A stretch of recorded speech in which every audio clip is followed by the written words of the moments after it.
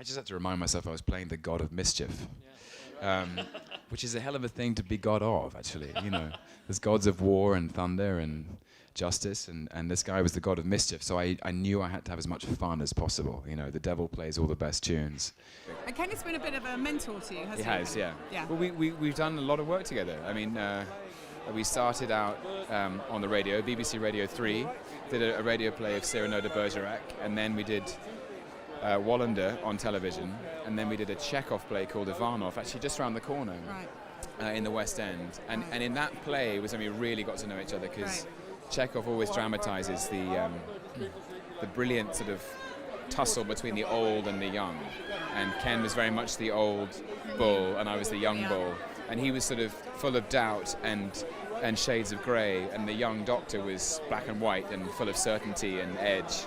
And there was a wonderful scene where we basically shouted at each other for about 10 minutes. And that's when we kind of really tested each other's mettle. Now you're like family. Basically, yes. The BBC's casting director had sent me the script for Wallander, and I remember embarrassingly and bashfully meeting Ken Branagh at the costume fitting, and he said, "So I'm calling this my Hiddleston year." And I just thought, well, don't fuck it up, basically. Mercifully, I didn't. And then we became firm friends, and that was when he invited me to audition for Thor, and it was a very open net they were casting. Marvel wanted young actors to play the principal roles who had no previous attachment in the audience's mind, and I got cast as Loki, and that was my foot in the door, so to speak. I just love that your connection with Branagh spans both stage and radio and TV because of Wallander, and then film. It's like the only thing you guys didn't do together was like the Telegraph. That you're like, you know, you guys hit every possible medium. We're very excited for Thor 2. Are you excited to get the guard back on again? I've just finished. Have you? So I was doing it for 4 or 5 months from September to sort of mid-January. It was amazing. How physical is that as a role? I mean, there's an awful lot. It is physical. It's more physical than you'd think, actually. The hardest thing is because Loki usually takes all the hits. Yeah. Like, I just get hit a lot by everybody. By the Hulk, by Thor, by Iron Man, whoever it is. And actually to be fit enough to throw yourself at the floor or the wall or someone else's face you actually have to be like in fairly decent shape. So it is quite physical, but it's a good time, you know. Is there much padding? There is enough padding.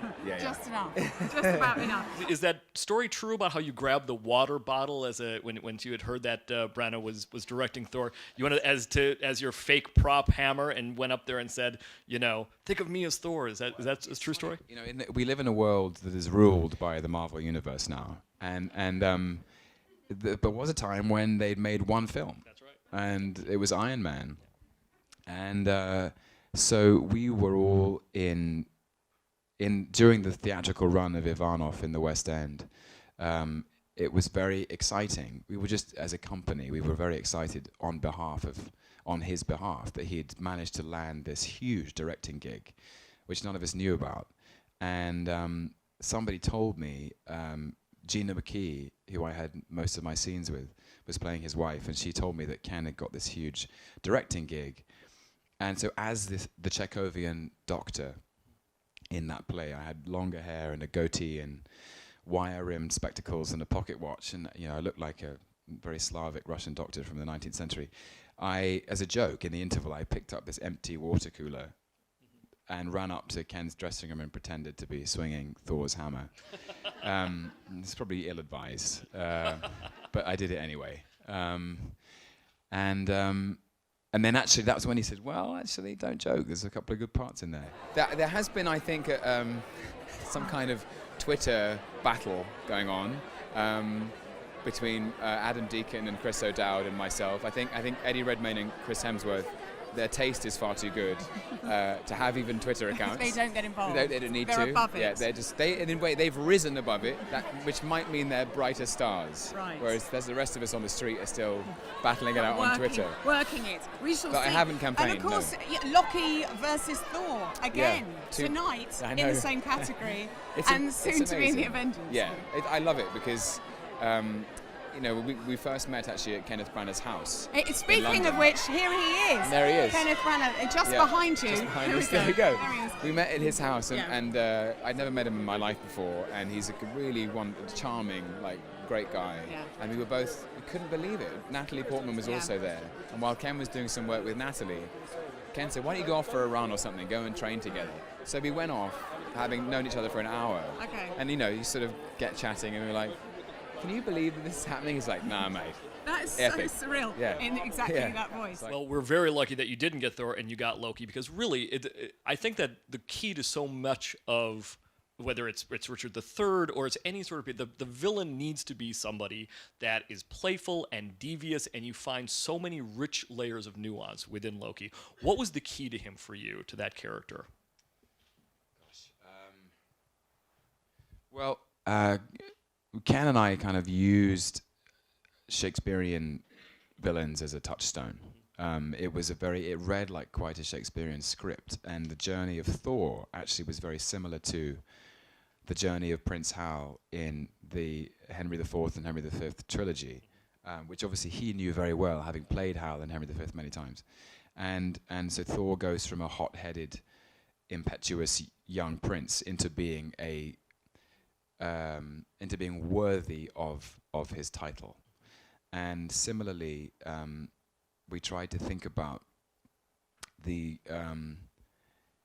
immaculate and terrifying talent for improvisation that a character like Iago has.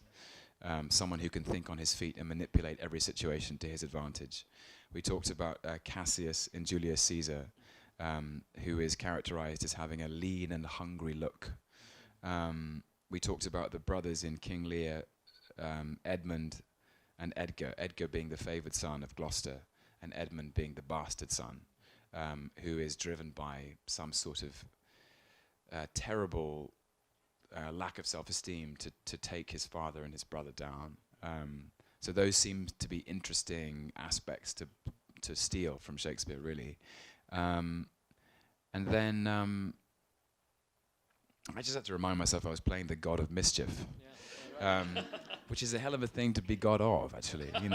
There's gods of war and thunder and justice, and this guy was the god of mischief. So I knew I had to have as much fun as possible. The devil plays all the best tunes, and that became a cocktail. And then weirdly, from those beginnings, he just emerged. He emerged in costume fittings. He emerged as I dyed my hair black, and I read the first script, and I thought there was a fascinating inside this extraordinary, lavish visual effects, action spectacular. There was a very simple human drama about a father and two sons, and it's one that Branagh talked to us about, to Anthony Hopkins and Chris Hemsworth and myself. It was we really worked on that. That inside, rainbow bridges and journeys through space and time, that there was actually something people could latch onto that was human and real. The best villains don't think of themselves as villains. I mentioned Richard III a couple of minutes ago. He thinks he's doing the right thing, and in the Marvel universe as well, it's the same type of dynamic. To them, they're not the villain. They're the one who's just have a different point of view, and it's the one that everybody should listen to, right? Every villain is a hero in his own mind. And I really latched onto that. He's someone who's actually trying to do the right thing. He just makes bad choices. Even in Avengers, he's still trying to make the right choice. Right. Possible exception of taking over the world with his proto-fascistic tendency.